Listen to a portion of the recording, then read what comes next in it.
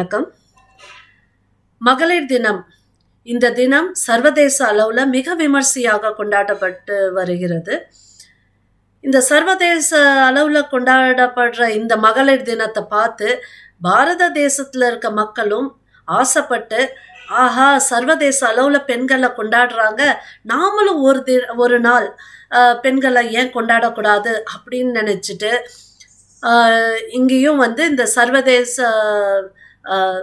மகளிர் தினத்தை நாமளும் இங்கே கொண்டாட ஆரம்பிக்கிறோம். இப்போ தமிழகத்துலேயும் இந்த கொண்டாட்டம் அப்படிங்கிறது ஆரம்பிச்சிட்டு, இந்த மகளிர் தினம் அன்று பெண்களுக்கு வாழ்த்து சொல்ல, பல போட்டிகள் நடத்தி பெண்களை கௌரவிக்க, இந்த மாதிரி பல நிகழ்ச்சிகள்லாம் வந்துட்டுருக்க இந்த நேரத்தில் இளைஞர்கள் மனசில் என்ன இருக்குது அப்படின்னா, ஒரு இளம் பெண்ணை பார்த்து, ஒரு காலேஜ் ஸ்டூடெண்ட்டை பார்த்து நீங்கள் கேட்குறீங்க, ஏம்மா இந்த சர்வதேச மகளிர் தினத்தை நீ எப்படிம்மா பார்க்குற அப்படின்னு கேட்டோம்னா, அந்த பொண்ணு எப்படி என்ன சொல்வா அப்படின்னா, பாருங்க, சர்வதேச அளவில் பெண்களை எந்த அளவுக்கு கௌரவிக்கிறாங்க, நம்ம பாரத தேசத்தில் அந்த அளவுக்கு இல்லை, அதனால நாம் அங்கேருந்து கற்றுக்கிடணும் அப்படிங்க ஒரு மனப்பான்மைக்கு மக்கள் வந்துட்டாங்க, இளைஞர்கள் இருக்காங்க. இப்போ இந்த மனப்பான்மை சரியா? இல்லாட்டி பாரத தேசத்தில் பெண்களுக்கு கொடுக்கப்பட்ட அந்தஸ்து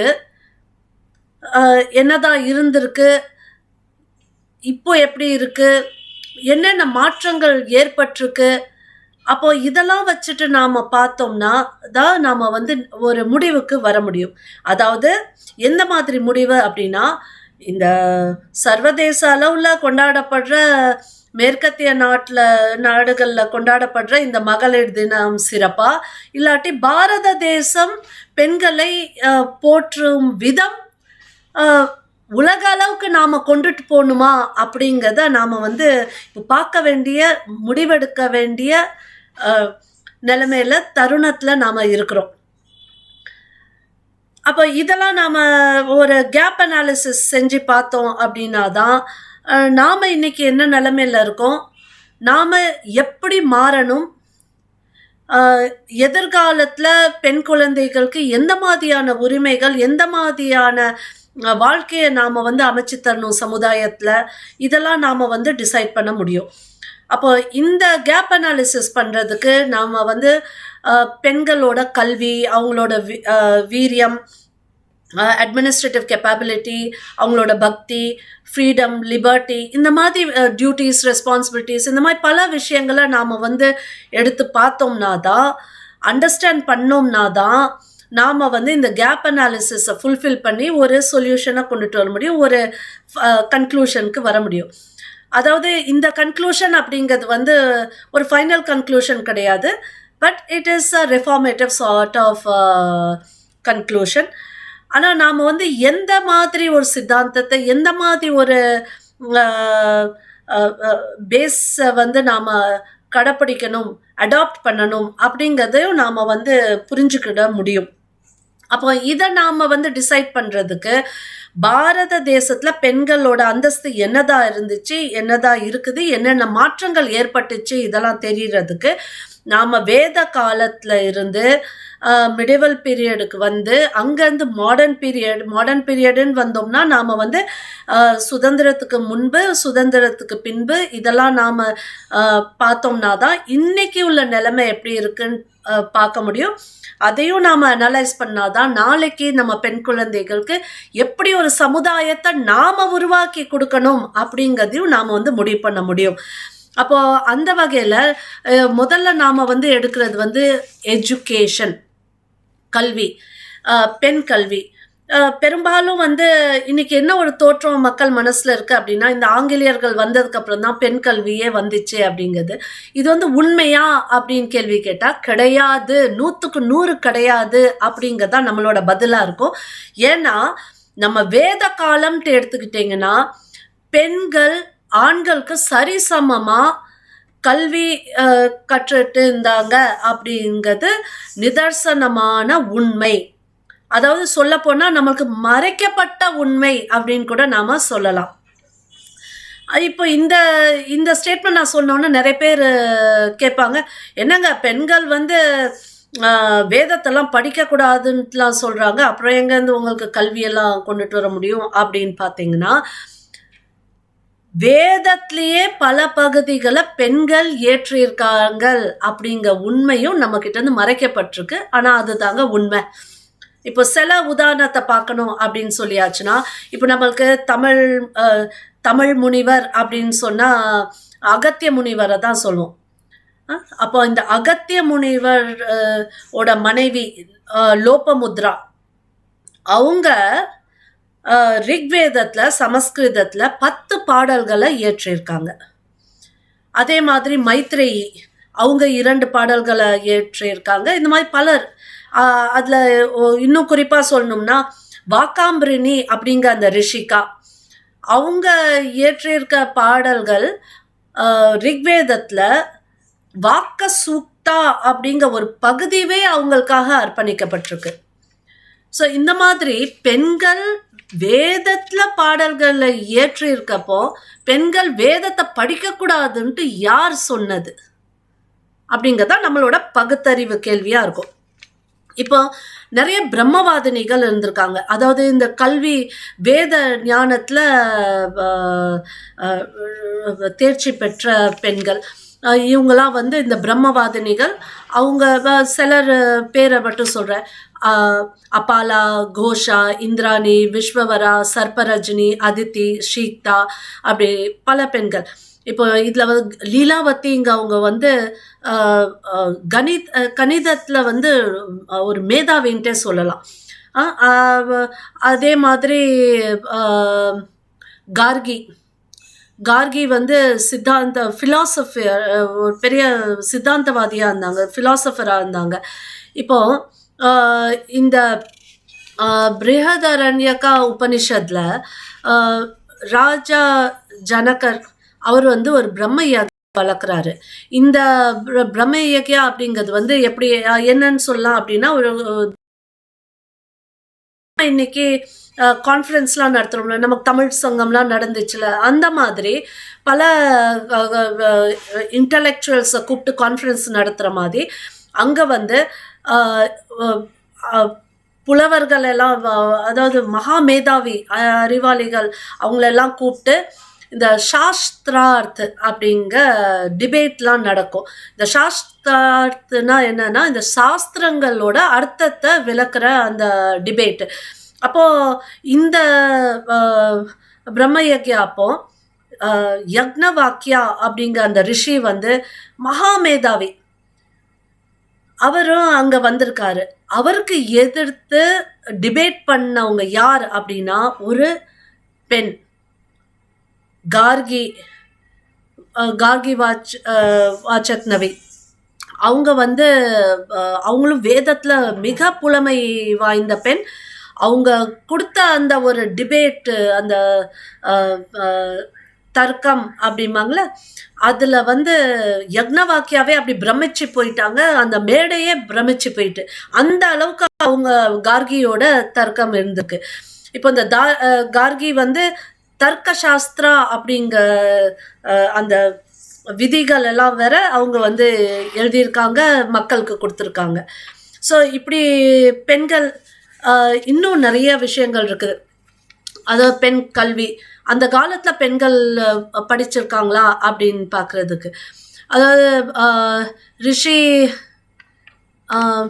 குஷத்வஜ் அவரோட வேதவதி, அவங்க வந்து திருமணமே செய்துக்கிடாமல் அவங்க வாழ்க்கையை முழுவதும் கல்வி கற்பதில் அவங்க வந்து முழுமையாக அர்ப்பணிச்சாங்க அவங்களோட வாழ்க்கையை. இப்போ சமஸ்கிருத கிரந்தம் கௌஷிடகி பிரம்மனால வந்து ஒரு பெண் புலவரோட குறிப்பு பார்க்கலாம். அவங்க பேர் என்னன்னா பத்யவஸ்தி. அவங்க யார் அப்படின்னா தென் இந்தியாவிலிருந்து, அதாவது பாரதத்தோட தென்பகுதியிலிருந்து வடக்கே சென்று கல்வி கற்றாங்க அப்படிங்கிறதுக்கான ஒரு குறிப்பு இருக்குது. இப்போ நமக்கு 1ஆம் நூற்றாண்டு அப்படின்னு பார்த்தோம்னா சத்தவாகனா ராஜ்யத்தில் ராஜா ஹலா அவர் வந்து ஒரு அதாவது கவிதைகளுக்கான ஒரு தொகுப்பை வந்து அவர் வெளியிடுறாரு. அது பேர் என்ன அப்படின்னா கத சப்த சதி. இதில் வந்து பல பெண் புலவர்கள் பெண் கவிஞர்கள் எழுதின கவிதைகள்லாம் இதில் இருக்குது. இப்போ இன்னும் குறிப்புகள் நம்மளுக்கு வேணும் அப்படின்னு சொல்லியாச்சுன்னா, சில கோயில்கள் எல்லாம் சிற்பங்கள்ல பெண்கள் கையில் ஏடு, அதாவது புத்தகங்கள் மாதிரி வச்சு படிக்கிறாப்புல உள்ள சிற்பங்கள்லாம் வேற இருக்குது. அப்போ இதெல்லாம் வச்சுட்டு பார்த்தா என்னன்னா, நம்மளுக்கு வந்து பெண் கல்வி அப்படிங்கிறது வேத காலத்தில் இருந்திருக்கு. இப்போ வேத காலத்தில் வந்து குருகுலால ஆண் பெண் இருவருமே சரிசமமாக கல்வி கற்றாங்க அப்படிங்கிறது உண்மை. அப்படிங்கிற ஒரு நிலைமை அங்கே இருந்துச்சு. அப்போ ஒரு காலகட்டத்து வரைக்கும் பெண்கள் ஸ்கூலுக்கு, அதாவது குருகுலாவுக்கு போய் படிக்கிறாங்க. ஒரு வயசு வந்ததுக்கப்புறம் பெண்களுக்கு முடிவு செய்கிற அந்த சுதந்திரம் கொடுக்கப்பட்டிருந்துச்சு. அதாவது ஏமா நீ இப்போ மேற்கொண்டு படிக்க போறியா இல்லாட்டி திருமணம் செய்ய போறியா அப்படிங்கிறது அது அந்த பெண் தான் முடிவு செய்வாள். அவளுக்கு படிக்கணும் அப்படியாச்சுன்னா நான் படிக்க போகிறேன் அப்படின்னா திருமணம் பெண்களுக்கு கட்டாயமாக இருந்தது கிடையாது வேத காலத்தில். இந்த அவளுக்கு எப்போ மனசு வருதோ, சரி இப்போ நான் இவ்வளோ படிச்சுட்டேன், இப்போ நான் திருமண வாழ்க்கைக்கு வரேன் அப்படின்னா அவங்க வந்து அந்த கிரகஸ்த வாழ்க்கைக்கு வர்றதுக்கான முழு சுதந்திரம் இருந்துச்சு. இல்லை நான் வந்து வெறும் படிப்பை மட்டும்தான் படிச்சுட்டு இருக்க போகிறேன் அப்படின்னா அதுக்கும் சுதந்திரம் இருந்துச்சு. அப்போ இப்படிப்பட்ட இவ்வளோ கல்விக்கான சுதந்திரம் பெண்ணுக்கு கொடுக்கப்பட்டிருந்துச்சு நம்ம வேத காலத்தில். பல பிரம்மரிஷிகள், ராஜ மாதாக்கள், அதாவது ரிஷி மாதாக்கள், இவங்க எல்லாருமே வந்து வேதத்தில் புலமை பெற்றவங்க. இன்னும் சொல்லப்போனால் சாதாரண ஒரு வயசுக்கு அப்புறம் கல்யாணம் பண்ணிட்டு அந்த கிரகஸ்த வாழ்க்கைக்கு வந்த பெண்கள் கூட அடிப்படையாக வேத ஞானத்தை கொண்டு தான் புகுந்த வீட்டில் அந்த வேத ஞானத்தை அப்ளை பண்ணி அவங்க வந்து அவங்களோட வாழ்க்கையை நடத்திட்டு இருக்காங்க. ஸோ அதனால் இது வந்து கல்வி அப்படிங்கிறது வந்து பெண்களுக்கான உரிமை காட்டிலும் அது அவங்க படிக்கிறது ஒரு இயல்பான ஒரு விஷயமாக தான் நம்மளுக்கு வேத காலத்தில் இருந்திருக்கு. இப்போ இன்னும் சில நம்ம பாரத தேசத்தில் பெண்ணோட கல்விக்கான முக்கியத்துவத்தை பார்க்கணும் அப்படின்னு சொல்லியாச்சுன்னா, இந்த மௌரிய எம்பையர், மௌரிய பேரரசில் ராஜசேவிகா அப்படின்ட்டு ராஜசேவிகாக்கள் நிறைய இருந்தாங்க. அவங்க வந்து அந்த ஃபீமேல் ஆஃபீஸர்ஸ், அந்த ராஜசபையில் ஃபீமேல் ஆஃபீஸர்ஸ், அவங்கள என்னன்னு சொல்கிறாங்கன்னா கனிகா அப்படிம்பாங்க. அவங்க வந்து கல்வி நிறைய கற்று ரொம்ப ஹைலி இன்டெலெக்சுவல் ஃபீமேல்ஸ். அவங்க அந்த 64 ஆயக்கலைகள் அப்படிம்போம்ல, அந்த கலைகள்லாம் வல்லமை பெற்றவங்க. அவங்க வந்து இந்த ராஜசபையில் அவங்கள நியமித்து அவங்களுக்கு உயர்ந்த பதவியை கொடுத்து நல்ல சம்பளம்லாம் கொடுத்து அந்த மௌரிய ராஜாக்கள் அவங்கள அங்கே ராஜசபையில் உட்கார வச்சுருந்தாங்க. இப்போ இந்த கணிகாக்கள் இவங்க வந்து இவங்களோட முடிவு தான், திருமணம் செய்யணும்னா செஞ்சுக்கிடுவாங்க, இல்லாட்டி வாழ்நாள் முழுவதும் அவங்களோட இந்த கலைகளோட மேம்படுத்தலில் ஈடுபட்டு இருந்தாங்க. இப்போ பல எழுத்தாளர்கள், கவிஞர்கள் எல்லாம் இவங்கள பற்றி, இந்த கணிகாவை பற்றி குறிப்புகள்லாம் நிறைய சொல்லி அவங்கள எப்படி கூப்பிடுறாங்க அப்படின்னா நித்திய சுமங்கலி அப்படின்னு கூப்பிடுறாங்க. இந்த நித்திய சுமங்கலிகள் அந்த காலகட்டத்தில் அந்த சமுதாயத்தில் மிக மதிப்புக்குரிய ஒரு அந்தஸ்தை பெற்று பல விழாக்களில் இவங்களை வந்து, அதாவது நம்ம இன்னைக்கு சீஃப் கெஸ்டெல்லாம் இன்வைட் பண்ணுறோம்ல, அந்த மாதிரி அவங்கெல்லாம் அழைக்கப்பட்டிருந்தாங்க. இப்போ பெண்ணோட ஞானத்துக்கு எந்த அளவுக்கு முக்கியத்துவத்தை கொடுத்துருந்துருக்காங்க நம்ம வேத காலத்தில் அப்போலாம் அப்படின்னு பார்த்தா, ஒரு தடவை இந்த ஆதி சங்கரா அவர் வந்து ஜெயத்ர யாத்ரா அப்படிங்கிறதுல வந்துட்டுருக்கப்போ, அதாவது ஞானம் எந்த அளவுக்கு அவர் ஞானம் பெற்றிருக்காரு அப்படிங்கிறத பார்க்குறதுக்கு ஒரு ஒரு காலகட்டத்தில் அவர் வந்து மந்தனா மிஸ்ரா அப்படிங்கவர் கூட ஒரு தர்க்கத்தில் வராரு டிபேட்டுக்கு. அப்போ அந்த இடத்துல அந்த டிபேட்டில் யார் சிறப்பாக பேசுகிறா, யார் சிறந்த கருத்தை எடுத்து வைக்கிறாங்க, விமர்சனத்தை எடுத்து வைக்கிறாங்க அப்படின்னு பார்க்கறதுக்கு ஒரு நடுவர் தேவை தானே. அந்த நடுவராக இருந்தது யார் அப்படின்னா இந்த மந்தன மிஸ்ராவோட மனைவி உபய பாரதி அப்படின்ட்டு. இந்த உபய பாரதி யார் அப்படின்னா அவங்க வந்து ரிதம், சத்தியம், மகத்துவம் போன்ற பல இந்த பிரின்சிபல்ஸ், தத்துவக்கோள்கள் இதிலெல்லாம் வந்து வல்லமை பெற்றவங்க. அப்புறம் நம்ம வந்து தமிழகத்தில் வந்தோம்னா நம்மளுக்கு ஆண்டாள், 8ஆம் நூற்றாண்டில் ஆண்டாள் யார் அப்படின்னா அந்த 12 ஆழ்வார்களில் ஒரு பெண்மணி.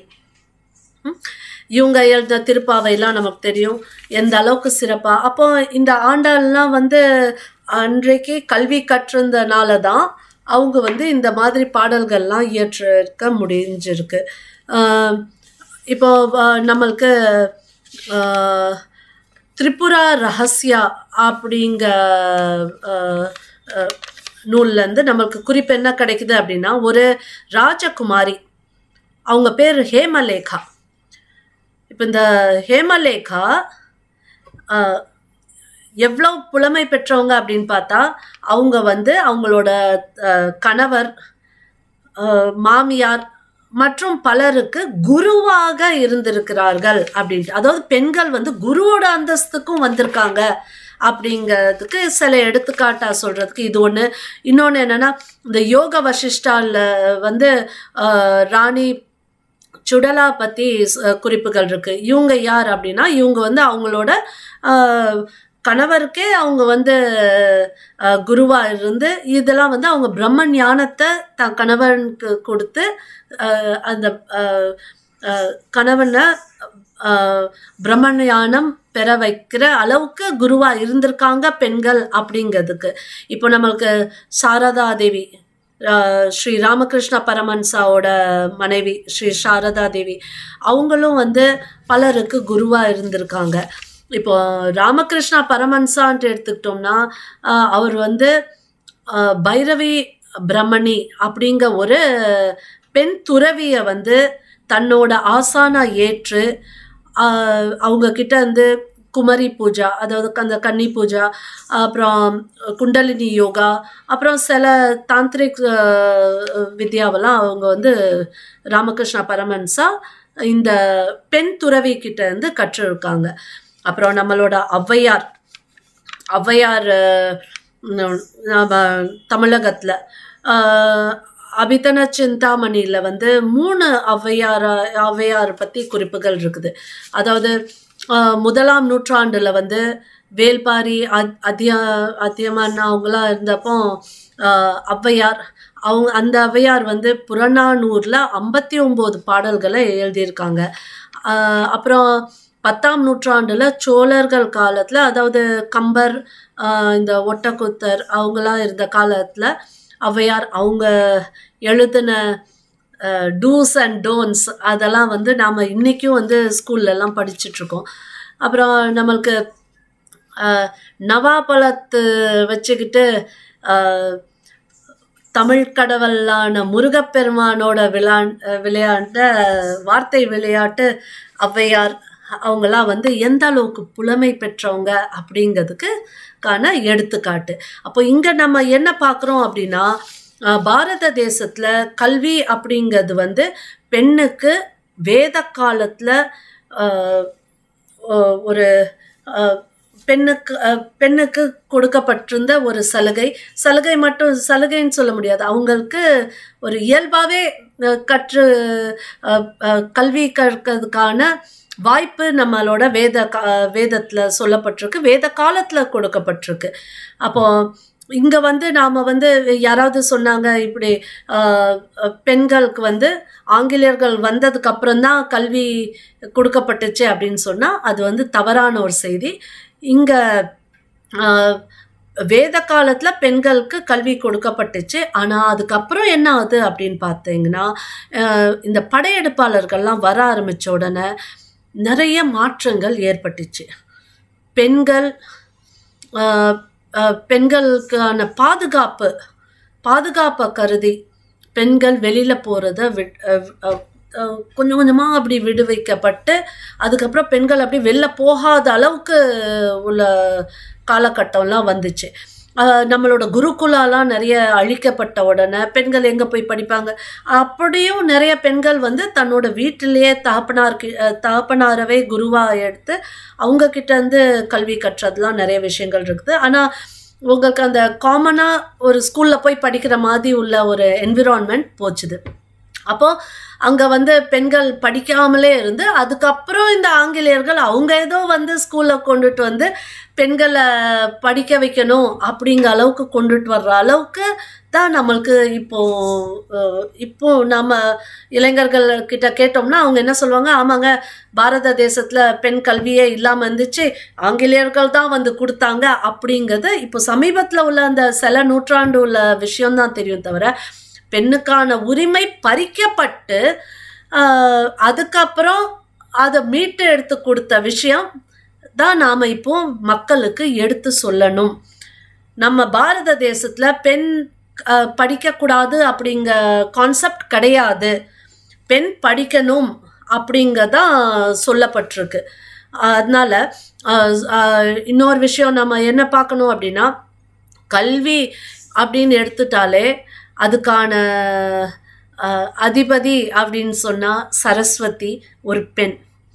அப்போது ஒரு பெண் தான் கல்வியை தாரா, அது ஆணாக இருக்கட்டும் பெண்ணாக இருக்கட்டும், இந்த உலகத்துக்கு கல்வி தர்றவள் ஒரு பெண் அப்படிங்கிற ஒரு சித்தாந்தத்தை எடுத்து வைக்கிற சனாதன வேத பூமி தான் பாரத பூமி.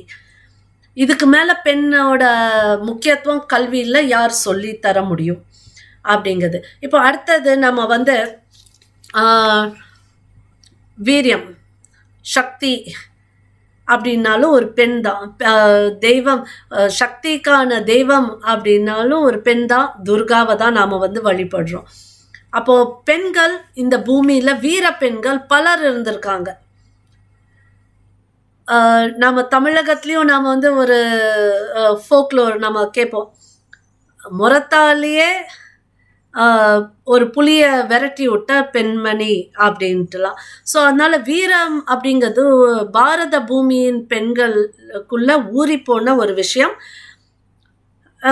இப்போ நாம் வீர பெண்கள் அப்படின்னு எடுக்கிறப்போ பல ராணிகள் ஆட்சி செஞ்சு சிறப்பாக ஆட்சி செஞ்சு பாரத தேசம் முழுவதிலையும் சிறப்பாக ஆட்சி செஞ்சு எதிரிகளை எந்த அளவுக்கு விரட்ட முடியுமோ விரட்டி அடிச்சிருக்க நிறைய வரலாறுலாம் இருக்குது.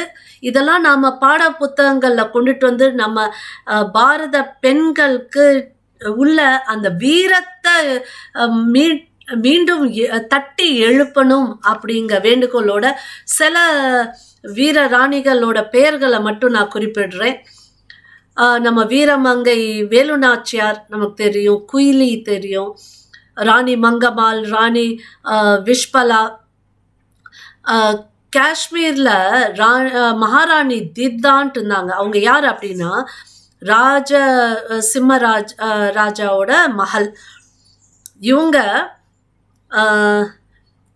அதாவது ராஜ்மாதாவாக இருந்து கிட்டத்தட்ட 35 வருஷம் அந்த காஷ்மீர் பகுதியை அப்படியே ஒரு கெத்தோட ஆட்சி செஞ்சாங்க. அவங்கள பார்த்தா எல்லாம் கிடுகிடு நடுங்கிற அளவுக்கு, அந்த அளவுக்கு வீர பெண்கள் நம்ம பாரத பூமியில் இருந்திருக்காங்க அப்படிங்கிறது நாம் பெருமையாக நினைக்கணும். நாம் உலகத்துக்கு சொல்லணும், எங்கள் பாரத தேசத்தில் இத்தனை பெண்கள் ஆட்சி செஞ்சுருக்காங்க அப்படின்னு. நாங்கள் அடிமைகள் கிடையாது, வீர பெண்கள் அப்படின்ட்டு. அப்போ இந்த மகாராணி தித்தா 958 1003 வரைக்கும் அவங்க ஆட்சி செஞ்சுருக்காங்க, ரொம்ப சிறப்பாக. அதாவது எப்படி சொல்லலாம் அப்படின்னா, இந்த ராணி தித்தாவோட ஆட்சி உண்மையிலேயே ஒரு பெண் இப்படி ஆட்சி செய்ய முடியுமா அப்படிங்கிற அளவுக்கு ரொம்ப சிறப்பாக செஞ்சாங்க. இப்போ ராணி நைக்கி தேவி, இவங்க வந்து நாம் முகமது கோரியை பற்றி நம்மளோட வரலாற்று புத்தகங்கள்ல நாம் படிச்சிருப்போம். முகமது கோரி வந்தார், இங்கே இதெல்லாம் இந்த பகுதியெல்லாம் கைப்பற்றினார், பாரத தேசத்து கிட்ட மேலே படையெடுத்துட்டு வந்து இதெல்லாம் பண்ணார் அப்படின்ட்டு. ஸோ ஆனால் இங்கே நாம் பார்க்க வேண்டியது, அந்த முகமது கோரியவே குஜராத் பகுதியில் முகமது கோரி உள்ளே வர்றதுக்கு முயற்சி செஞ்சுருக்காரு. அங்கே அவர் ஏன் குஜராத்தை தேர்ந்தெடுத்தார்னா, இந்த இடத்துல தான் ஒரு பெண் ஆட்சி செய்கிறா, நாம் ஈஸியாக அங்கே அந்த பகுதியை நாம் கைப்பற்றிட்டோம்னா பாரத தேசத்துக்குள்ளே நாம் வந்துட முடியும் அப்படின்னு நினச்சிட்டு அங்கே ட்ரை பண்ணார். ஆனால் அவர் சந்தித்ததோ ராஜ்மாதா நாய்க்கி தேவியை.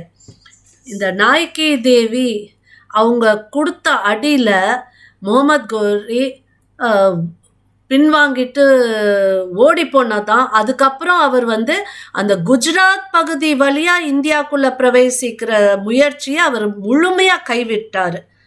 கொஞ்சம் கூட அவருக்கு அந்த துணை வரல மீண்டும் அந்த பகுதியிலேருந்து இந்தியாவுக்குள்ளே வர்றதுக்கு. அவர் வேறு பகுதிகள் பஞ்சாப் அந்த வழியாக தான் உள்ளே வந்தார் தவிர குஜராத் பக்கம் திருப்பி எட்டியே பார்க்கல. அந்த அளவுக்கு முகமது கோரியை துரத்தி அடித்த வீராங்கனை நம்ம ராஜ்மாதா நாய்க்கி தேவி. அப்புறம் அந்த மாதிரி ஒவ்வொரு ராணிக்கும் ஒவ்வொரு கதை உண்டு. ராணி சம்யோகிதா, ராணி ருத்ரமாதேவி, ராணி பத்மாவதி, ராணி கர்ணாவதி, ராணி கிரண் தேவி, ராணி துர்காவதி, ராணி அவந்திபாய், ராஜ்மாதா ஜீஜாபாய், பன்னாதாய்,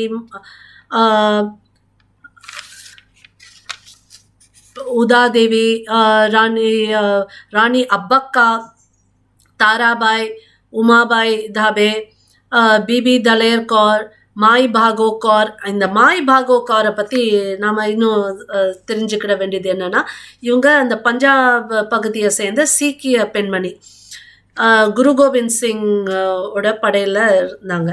இப்போ இந்த மாய் பாகோ கौर இவங்க 40 சீக்கியர்களை தலைமை தாங்கி 10,000க்கு மேற்பட்ட முகலாயர்களை விரட்டி அடித்த வீராங்கனை. அந்த போரில் அந்த 40 சீக்கியர்களும் இறந்துட்டாங்க. வீரமரணம் சொல்லணும், வீரமரணம் அடைஞ்சாங்க.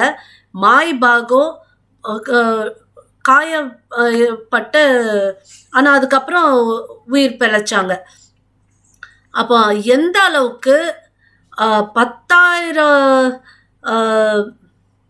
முகலாயர்களை 40 பேரை கொண்டு இவங்களும் சேர்ந்து போர் செஞ்சு அவங்கள துரத்தி அடித்தாங்கன்னா எந்த அளவுக்கு வீரம் இருக்கும் அப்படிங்கிறத நம்ம பார்க்கணும். அதுக்கப்புறம் இவங்க வந்து குரு கோபிந்த் சிங்கோட படையில் வந்து ஒரு முக்கிய பதவியாக சேனாவில் அவங்க இருந்தாங்க, சேனையில் இருந்தாங்க. அதுக்கப்புறம் துறவு மேற்கொண்டாங்க. ஸோ இந்த மாதிரி வீர பெண்மணிகள் நம்ம பாரத தேசத்தை அலங்கரிச்சாங்க அப்படிங்கிற பெருமை தெரிஞ்சிச்சுன்னா, அந்த விமென்ஸ் டே அப்படிங்கிறது நம்மளுக்கு ஒரு நாள் கிடையாது, ஒவ்வொரு நாளும் நாம் கொண்டாடுவோம். இன்னும் பலர் இருக்காங்க. கிட்டூர் ராணி சென்னம்மா, ஒனாக்கே ஒபாவா, இவங்கெல்லாம் வந்து ஒரு உலக்க வச்சே எதிரிகளை விரட்டி அடித்தவங்க. கேளடி சென்னம்மா, ராணி லக்ஷ்மிபாய், இதெல்லாம் இவங்க பேர்லாம் நம்மளுக்கு தெரிஞ்சது. இது பல பெண்கள் சிறப்பாக ஆட்சியும் செஞ்சு பல நலத்திட்டங்களை மக்களுக்காக கொண்டுட்டு வந்து மக்களை அவங்க ராணியாக இருந்து மக்களை வந்து ஒரு தாய் போல பார்த்துக்கிட்ட நிறைய வரலாற்று கதைகள்லாம் இருக்குது. இதெல்லாம் நாம் படிக்க நம்ம பாரத தேசத்தில் இவ்வளோ வீர பெண்மணிகளாக இவ்வளோ சிறப்பான ஆட்சியாளர்கள் எல்லாம் இருந்திருக்காங்களா அப்படின்னு வியக்கிற அளவுக்கு நம்மளுக்கு இருக்குது. இதை நாம் ஏன் இன்னைக்கு சொல்ல வேண்டிய கட்டாயத்தில் வந்திருக்கோம் அப்படின்னா, இந்த 75 வருஷத்தில் சுதந்திரம் கிடைச்சதுலேருந்து இந்த வீர பெண்களை பற்றி நம்மளுக்கு பாட புத்தகங்களில் எதுவும் சொல்லப்படலை, அதிகமாக சொல்லப்போனால் படங்கள் நிறைய எடுக்கப்படலை, டிவி சீரியல்ஸ் இவங்களை பற்றி நிறைய எடுக்கப்படலை. அப்போது நம்ம இன்றைக்கு இருக்க தலைமுறைக்கு இந்த மாதிரி ராணிகள்லாம் இருந்திருக்காங்க அப்படிங்கிற விஷயம் தெரியாம போய் நாம அக்ஞானத்துல மூழ்கிட்டு இருக்கோம்.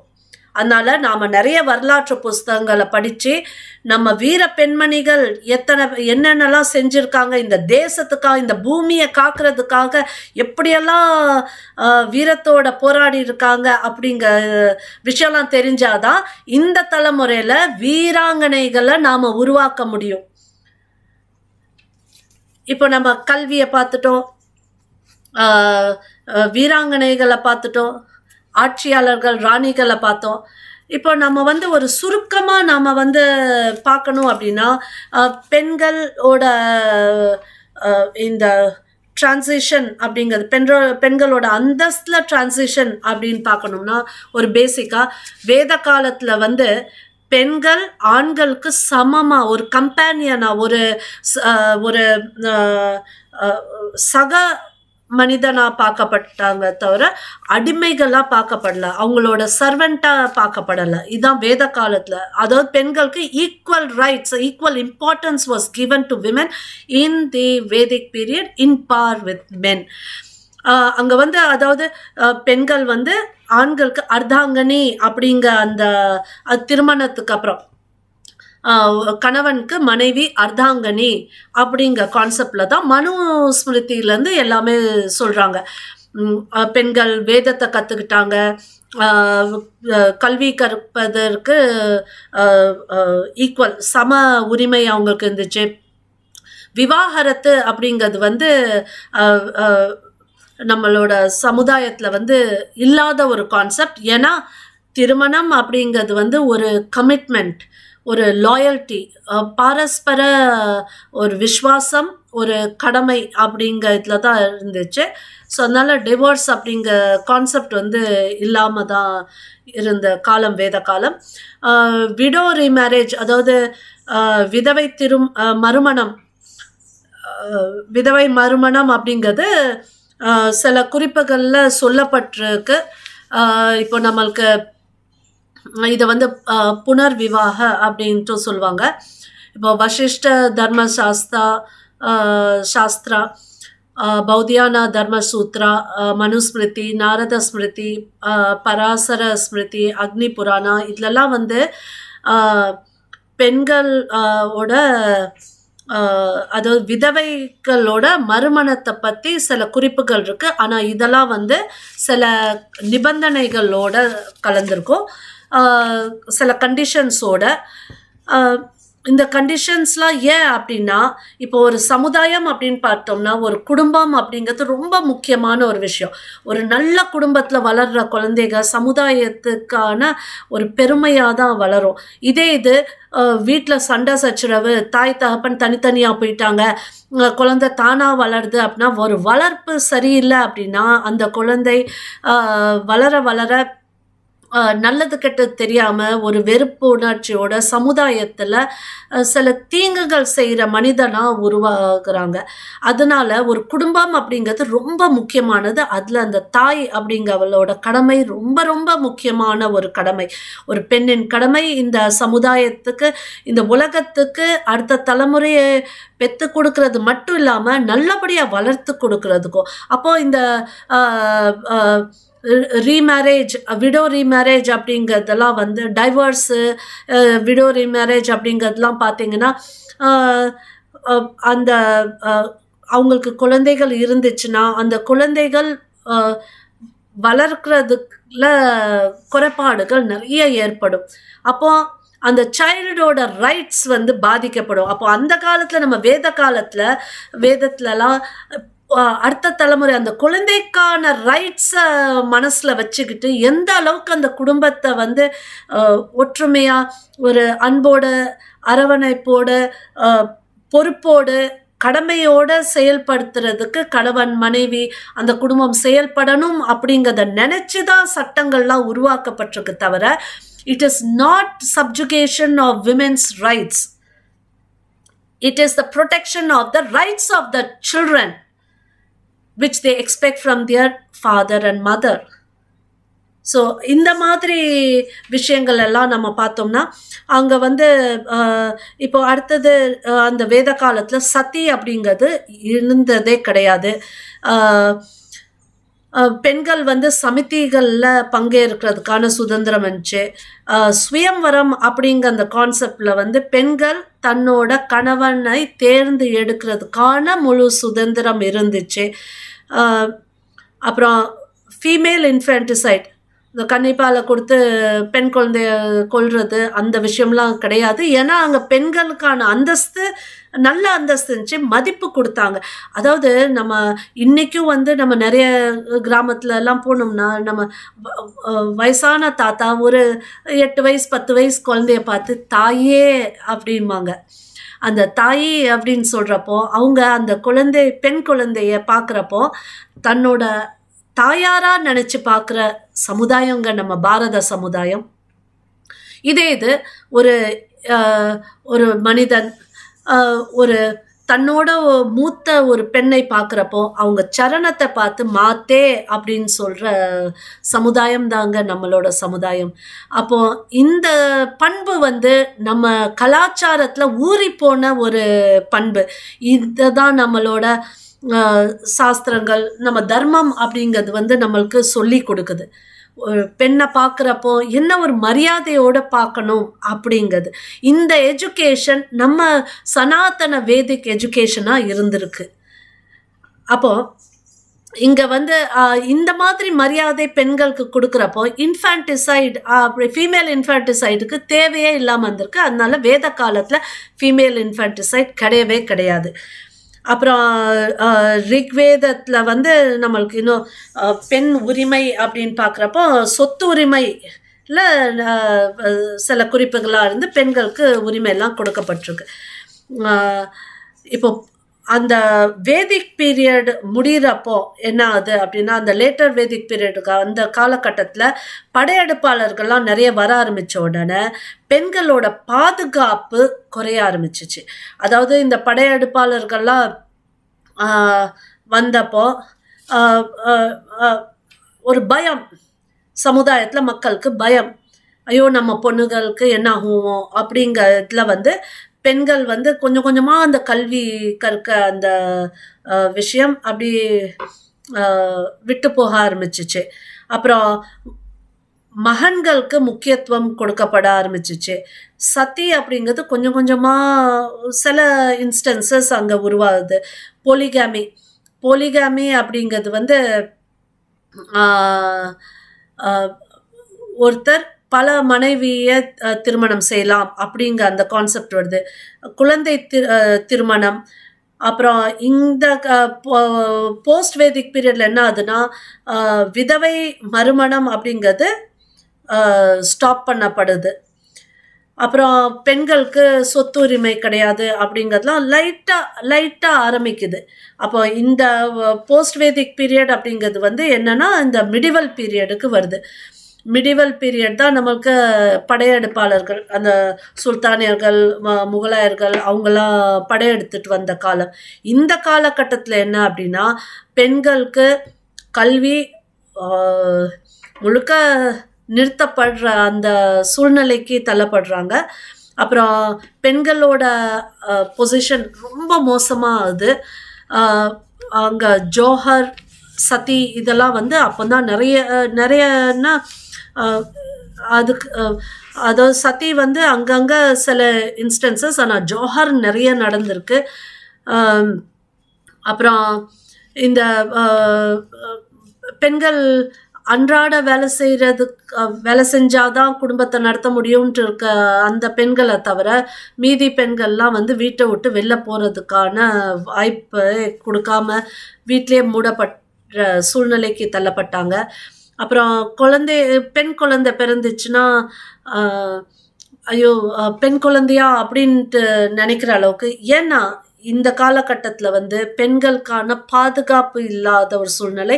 படையெடுப்பாளர்கள் வந்தவங்க பண்ண அக்கிரமம், நிறைய கொடுமைகள்லாம் பண்ணாங்க. பெண்களை கொண்டுட்டு போய் வெளியூரில் வித்துடுறது, இந்த மாதிரியெல்லாம் நிறைய செயல்கள் இருந்தனால அந்த பெண் குழந்தை அப்படின்னு நினைச்சாலே தாய் தகப்பனார் வயிற்றுல நெருப்ப கட்டுற அளவுக்கு அது சொல்வோம்ல, அந்த மாதிரி ஒரு சூழ்நிலையில இருந்தாங்க. அப்புறம் பொலிகாமி, ஒருத்தர் பல பெண்களை திருமணம் செய்கிற அந்த கலாச்சாரம் உருவாச்சுது. அதாவது அந்த சின்ன வயசுலேயே கல்யாணம் பண்ணி கொடுத்துருவாங்க. இதெல்லாம் ஏங்க அது பண்ணாங்க அப்படின்னா, இந்த படையெடுப்பாளர்கள் வர வர பயந்து போய் தகப்பனாருக்கு வயசாகும்.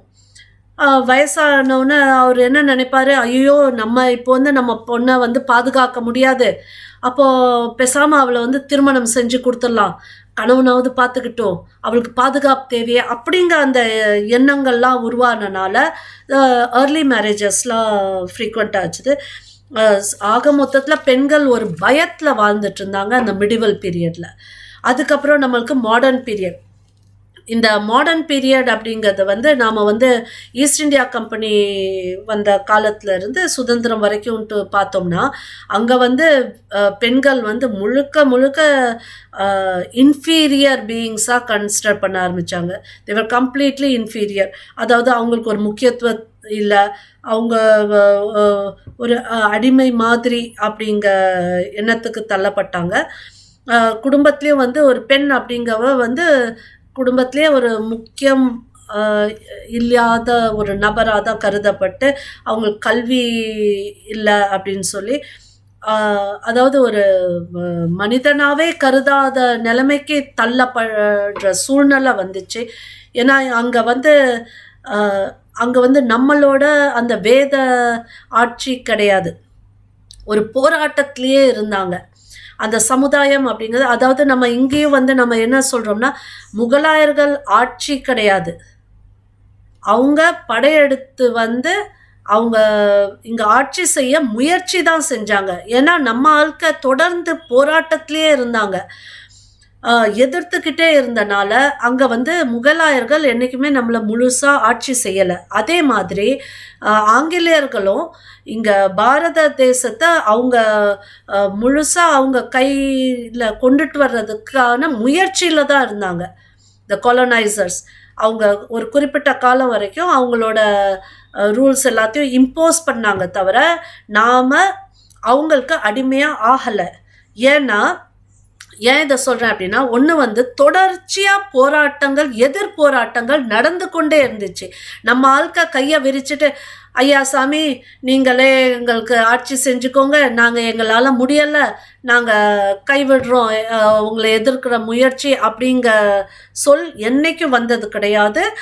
பாரதத்தில் தொடர்ச்சியாக படையெடுப்பாளர்கள் மீதும் இந்த நம்ம ஆங்கிலேயர்கள் வந்தாங்கள அவங்க மேலேயும் நாம் தொடர்ந்து நம்ம முன்னோர்கள் எதிர்த்து கொண்டே தான் இருந்தாங்க. அதனால் அவங்களுக்கு நாம் அடிமையாக ஆயிட்டோம் அப்படிங்கிறது கிடையாது. ஒரு குறிப்பிட்ட காலம் அவங்களோட ஆதிக்கம் நம்ம மேலே இருந்துச்சு, தவிர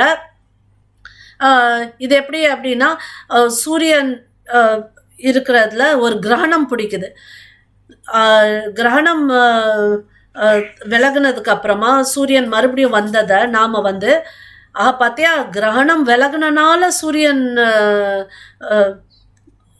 அதை வெளிச்சத்தை தருதுன்னு நாம் சொல்ல மாட்டோம். சூரியன் அங்கே தான் இருக்குது, அந்த கிரகணம் அதை கிராஸ் பண்ணிவிட்டு கொஞ்சம் தூரத்தில் கொஞ்சம் நேரத்தில் விலகிடுது. அந்த மாதிரி தான் இந்த படையெடுப்பாளர்களும் காலனித்துவ ஆங்கிலேயர்களோட ஆதிக்கமும் நம்ம மேலே இருந்திருக்கு, தவிர அவங்க நம்மளை முழுசாக ஆட்சி செய்யலை.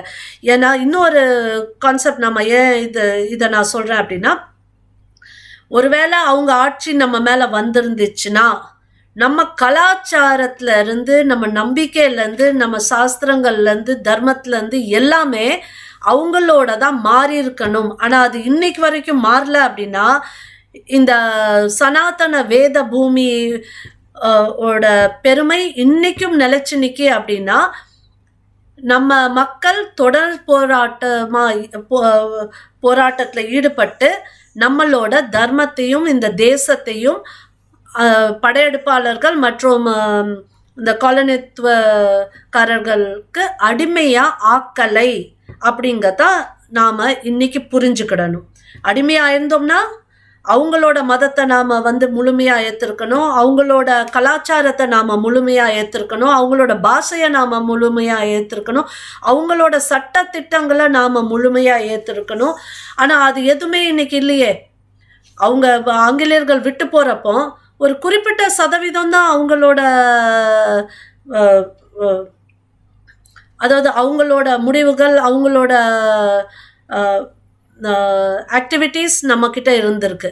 மீதி கிட்டத்தட்ட 80% மேலே நம்மளோட பாரத கலாச்சாரம் தான் இருந்திருக்கு, tradition. Nothing was destroyed from here. So we were not slaves of the colonizers or the invaders. They only express their upper hand on us for a particular period of time. அவ்வளோதான். So அதனால் இதை நான் ஏன் சொல்கிறேன் அப்படின்னா, இங்கே பெண்கள் அப்படின்ட்டு வர்றப்போ, பெண்ணோட உரிமை அப்படின்ட்டு வர்றப்போ நிறைய இடத்துல இந்த பாரத தேசத்தோட அந்த தன்மை, நம்மளோட அந்த அடிப்படை தன்மை நம்ம பெண்கள்கிட்ட அந்த வீரத்தை கொடுத்து பெண்களை, பாரத பெண்களை மிக ஸ்ட்ராங்காக ஒரு பெருமைக்கான ஒரு என்டிட்டியாக தான் நாம் வந்து இன்றைக்கும் பார்க்குறோம். ஸோ அதனால் எங்கேயுமே நாம் வந்து வெஸ்டர்னைஸாக டோட்டலாக ஆகலை. நம்மளோட கலாச்சாரம், நம்ம பாரத பெண்கள் இன்றைக்கும் நம்ம பாரத கலாச்சாரத்தை கடைப்பிடிச்சு அதை தக்க வச்சிட்டு இருக்க பெருமை பெண்களுக்கு தான் நிறைய சேரும் அப்படிங்கிறதையும் நாம் வந்து இங்கே குறிப்பிட வேண்டியதாக இருக்குது. இப்போது என்ன, ஏன் இதெல்லாம் சொன்னேன் அப்படின்னா, இந்த மாடர்ன் பீரியடில் வந்து அது சுதந்திரத்துக்கு முன்னாடி ஆங்கிலேயர்கள் எப்படி இது காட்டினாங்கன்னா, பெண்கள்லாம் அப்படி ரொம்ப அடிமையாக இருந்தாங்க அப்படின்னு காட்டிட்டு, நாங்கள் அவங்களுக்கு உரிமை தாரோம் அப்படிங்கிற இதில் சில சட்டங்கள்லாம் கொண்டுட்டு வர்றதுக்கு முயற்சி செஞ்சாங்க. அதில் தான் ஆக்ட் ஆஃப் சதி அபாலிஷன் ஆக்ட் இதெல்லாம் கொண்டுட்டு வந்தாங்க 1829. ஹிந்து விடோ ரீமேரேஜ் ஆக்டை கொண்டுட்டு வந்தாங்க. அப்புறம் இந்த மாதிரி பல மூமெண்ட்டெல்லாம் செஞ்சு அவங்க ஏதோ நம்மளுக்கு நம்மளோட உரிமைகளை மீட்டு தர்ற மாதிரி ஒரு தோற்றத்தில் கொண்டுட்டு வந்தாங்க. சரி, இப்போ வந்து சதி அப்படின்ட்டு எடுத்துக்கிட்டோம். சதி அப்படிங்கிறது ஒரு அதாவது கணவன் இறந்ததுக்கப்புறம் மனைவி உயிரோட அந்த உடன்கட்டை ஏறுறது தான் சதி அப்படிங்கிறது. நம்மளுக்கு இன்றைக்கும் வந்து நம்ம மனசில் மட்டும் இல்லை, உலக அளவில் என்ன மனசில் பதிய வச்சுருக்காங்க அப்படின்னா, பாரத தேசத்தில் சதி அப்படிங்கிற ஒரு சம்பிரதாயம் இருந்துச்சு. இது வந்து பெண்கள் மேலே சுமத்தப்பட்ட மிக பெரிய கொடுமையான ஒரு சம்பிரதாயம். இது வந்து பாரத வேதத்தில் இருந்து அவங்க வந்து கட்டாயப்படுத்தியிருக்காங்க அப்படிங்கிற ஒரு தோற்றத்தை உலகம் முழுவதிலும் மக்கள் மனசில் பதிய வச்சுட்டாங்க. இன்னைக்கு சதி அப்படின்னு நீங்கள் உலகத்தில் எங்கே போய் சொன்னாலுமே, ஓய் தட் சதி த ப்ராக்டிஸ் ஃப்ரம் இந்தியா அப்படிம்பாங்க. இன்னைக்கு நம்ம இளைஞர்கள் கிட்ட கேட்ட, நம்ம தலைமுறைக்கிட்டே கேட்டாலுமே சத்தி, ஆமாங்க அந்த காலத்தில் சத்தியெல்லாம் இருந்துச்சாமா அப்படின்னு சொல்லுவாங்க. ஆனால் இது உண்மையிலே சத்தி நம்ம கலாச்சாரத்தில், நம்ம வேதத்தில் சொல்லப்பட்டிருக்கா, நம்ம கலாச்சாரத்தில் இருந்துச்சா அப்படிங்கிறத நாம் இப்போ பார்க்க வேண்டிய ஒரு கட்டாயத்தில் நாம் இருக்கோம். இந்த டாக்டர் மீனாட்சி ஜெயின் அப்படிங்கவங்க வந்து சத்தியை பற்றி நிறைய ஆராய்ச்சி செஞ்சு நிறைய இன்ட்ரெஸ்டிங் ஃபேக்ட்ஸ்லாம் அவங்க புக்கில் எழுதியிருக்காங்க. அதில் இருக்க சில குறிப்புகளை நான் பகிர விரும்புகிறேன். இப்போ சதி வந்து நம்மளோட வேதத்துலேயோ தர்ம சாஸ்திரங்கள்லேயோ எழுதப்பட்டிருக்கா, அதை பற்றி குறிப்பு இருக்குதா அப்படின்ட்டு நாம் முதல்ல தேடணும்னா அங்கே என்ன கிடைக்குது அப்படின்னா, ரிக்வேதத்தில் இந்த 10வது மண்டலத்தில் 18வது சூக்தால 8வது பாடல், இது வந்து உத்தேஷ்வ நாரியபி ஜீவலோகம் கதாசும் இதம் உபசேஷே இத்தி அப்படிங்க அந்த பாடல். இதை வந்து குறிப்பிட்டு என்ன சொல்றாங்க அப்படின்னா, இது வந்து ஒரு ஃபியூனரல் ஹிம் அப்படிங்கிற ஒரு அந்த பகுதி, அந்த சூக்தா. இப்போ அதாவது ஒரு பெண்ணோட கணவன் இறந்துடுறாரு. அப்போ இவ வந்து அங்க அழுதுட்டு அங்கேயே தான் அவரை எரிக்க போற அந்த இடத்துல வந்து அவ அங்கேயே தான் இருக்கிறா. அப்போ இத இத பார்த்துட்டு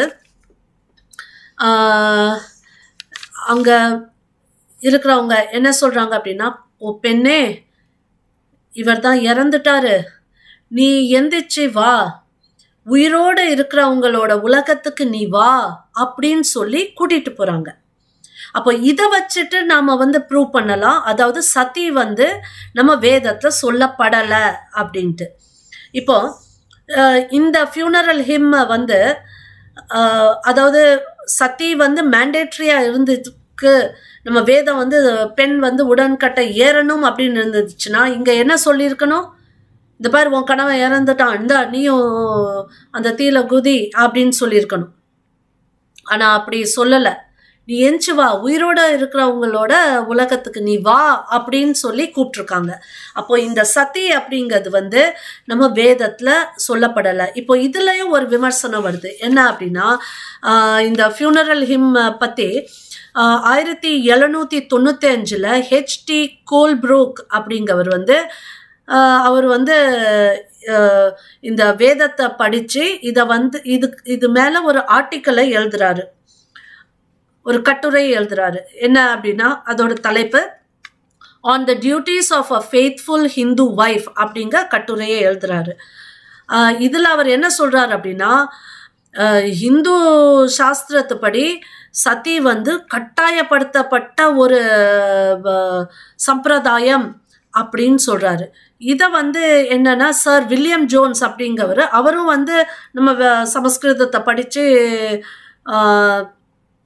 வேதத்தெல்லாம் படித்து அவரும் வந்து மொழிபெயர்ப்புலாம் நிறைய செஞ்சுருக்காரு. அவர் வந்து இந்த ஹெச்டி கோல்ப்ரூக்கோட இந்த விமர்சனத்தை வந்து எதிர்த்து அவர் என்ன சொல்கிறாருன்னா, நீங்கள் இது தவறாக சொல்லியிருக்கீங்க அப்படின்னு அவர் சொல்கிறாரு. இதே இது ஒரு 25 வருஷத்துக்கு அப்புறம் ஹெச்ஹெச் வில்சன் அப்படிங்கவர், அவர் இன்னும் குறிப்பாக என்ன சொல்கிறாரு அப்படின்னா, இங்கே இந்த இந்த ஃபியூனரல் ஹிம் இந்த சூக்தாவில் வந்து, அதாவது அந்த 10வது மண்டலத்தில் அந்த ஃபியூனரல் ஹிம்மோட சூக்தா இருக்குது, அந்த பகுதியில் வந்து இவர் ஹெச்டி கோல்ப்ரூக் சொன்ன அந்த மொழிபெயர்ப்பு தப்பு. இங்கே வந்து விதவைகள் எரிக்கப்படணும் சொல்லலை அப்படிங்கிறத அவர் வந்து பதிவு பண்ணுறாரு. ஸோ இப்போ வந்து இது ஆங்கிலேயர்கள் அவங்களோட இன்டர்பிரிட்டேஷன்ஸை கொடுக்குறாங்க. அவங்களும் வந்து உறுதிப்படுத்திடுறாங்க, ஹெச்டி கோல்ப்ரூக் சொன்னாப்புல சதி அப்படிங்கிறது வேதத்தில் அவர் சொன்ன அந்த பகுதியில் சொல்லப்படலை அப்படிங்கிறத உறுதிப்படுத்திடுறாரு. இப்போ நம்ம மனுஸ்மிருதின்ட்டு எடுத்துட்டோம்னா, மனுஸ்மிருதியில் வந்து சத்தியை பற்றி எங்கேயுமே சொல்லலை. பெண் வந்து போற்றப்படுறவள் அப்படிங்கிறத சொல்லியிருக்காங்க. இன்னொன்று வந்து நாம் பார்க்கலாம், இந்த மனுஸ்மிருதியில் வந்து 9வது அத்தியாயத்தில் என்ன சொல்கிறாங்கன்னா, ஒரு பெண் திருமணத்துக்கு முன்னாடி தகப்பனார் அவளுக்கு பாதுகாப்பு தராரு, திருமணத்துக்கு பின்னாடி கணவன் அவளுக்கு பாதுகாப்பு தரணும், அதுக்கப்புறம் கணவனுக்கு பின்னாடி மகன் தன் தாயாரை பாதுகாக்க வேண்டும். அப்போ இங்க கணவனுக்கு பின்னாடி மகன் பாதுகாக்கிறது அப்படின்னா, அவ வந்து விதவையா ஆனதுக்கு அப்புறம் தான் கணவனோட கடமை நீங்குது, அவ மேல பாதுகாப்பு கொடுக்கறதுக்கான கடமை. அப்போ மகன் தன் விதவை தாயை பாதுகாக்க வேண்டும், கவனிக்க வேண்டும் அப்படிங்க அந்த பாடல் சதி மேண்டேட்ரி கிடையாதுங்கிறதுக்கு நம்மளுக்கு ஒரு நல்ல ஒரு ப்ரூஃப். அவ விதவையாயி சத்தியா இருந்தானா அப்புறம் விதவை தாயை எப்படி மகன் பாதுகாக்கணும்னு சொல்லியிருக்க முடியும்? ஸோ அதனால மனுஸ்மிருதியில் பெண் உடன்கட்டை ஏறணும் சத்தியாகணும் சொல்லலை. ஏன்னா விதவை தாயை கவனிக்க வேண்டிய கடமை மகனுக்கு இருக்குங்கதான் சொல்லியிருக்கு. அப்போ அவ கணவன் இறந்ததுக்கு அப்புறமும் அவ உயிரோட இருக்கணும் அப்படிங்கதான் அதாவது அவ உயிரோடு இருக்கப்போ சாக மாட்டா, உடன்கட்டை ஏறலை. அப்போ இந்த பெண்ணோட பாதுகாப்பு அவ மகன் தாரான் அப்படின்னா அங்கே வந்து சதி வந்து நம்ம வேதத்தில் சொல்லப்பட்டிருக்கு அப்படிங்க அந்த கான்செப்ட் ரூல் அவுட் ஆகுது. அது வந்து தவறு அப்படின்ட்டு ப்ரூவ் ஆகுது. அப்புறம் நம்ம யக்ன வாக்கியா அவரும் வந்து எங்கேயுமே சத்தியை பற்றி சொல்லலை. சத்தி தேவை, பெண் உடன்கட்டை ஏறணும், விதவை ஆனவுன்னு உடன்கட்டை ஏறணும் அப்படிங்கிறது எங்கேயுமே சொல்லலை. ஏன்னா அவர் சொல்லியிருக்கிறதும் என்னன்னா மனைவி அப்படிங்க வந்து கடவுளால் கொடுக்கப்பட்ட ஒரு மிகப்பெரிய பரிசு. அவளை வந்து நல்ல மரியாதையோட நல்ல பாதுகாப்போடு அவளை பார்த்துக்கணும் அப்படிங்கிறது தான் அவர் சொல்லியிருக்காரு. இன்னொன்று அவர் வந்து விதவைகளுக்கான ஸ்ட்ரிக்ட் ரூல்ஸை சொல்லியிருக்காரு. ஆனால் எங்கேயுமே அவங்க உடன்கட்டை ஏறணும் அப்படிங்கிறத சொல்லலை. இப்போ அந்த நம்மளோட பிராமணாஸ்னால் இந்த வேத மந்திரங்களுக்கான விளக்கு உரை அப்படின்னு சொல்லலாம். அப்போ அந்த பிராமணாஸ்லேயும் சத்தியை பற்றி எங்கேயுமே சொல்லப்படலை. கிரக சூத்ரா அப்படிங்கிறதுலேயும் சொல்லப்படலை. விஷ்ணு ஸ்மிருதியில் சத்தியை பற்றி சொல்லப்படலை. அதாவது இங்கே வந்து எங்கேயுமே வந்து சதி வந்து ஒரு புனிதமான செயல், இதெல்லாம் நீங்கள் செய்யணும் அப்படிங்கிறது எங்கேயுமே சொல்லலை. மிதக்ஷரா டெக்ஸ்டில் எங்கேயுமே சொல்லலை. இப்போது வியாச ஸ்மிருதி, பராசர ஸ்மிருதி, ப்ரஹஸ்பதி ஸ்மிருதிலாம் சத்தியை பற்றி குறிப்புகள் கொடுத்துருக்காங்க. தவிர இந்த ப்ரஹஸ்பதி ஸ்மிருதிலலாம் அது கட்டாயம் சொல்லலை. ஏன்னா அங்கே வந்து இப்போ நமக்கு விதவைகள் எப்படி இருக்கணும் அப்படிங்கிறதெல்லாம் குறிப்பிடுறப்போ அங்கே வந்து அவங்க உடன்கட்டை இருந்தால் அப்புறம் விதவைகளுக்கான ரைட்ஸு அவங்க என்னென்ன பண்ணணும் அப்படிங்கிறத வந்து டியூட்டிஸ் வந்து சொல்லியிருக்கிறதுக்கான வாய்ப்பு கிடையாது. இப்போ நம்ம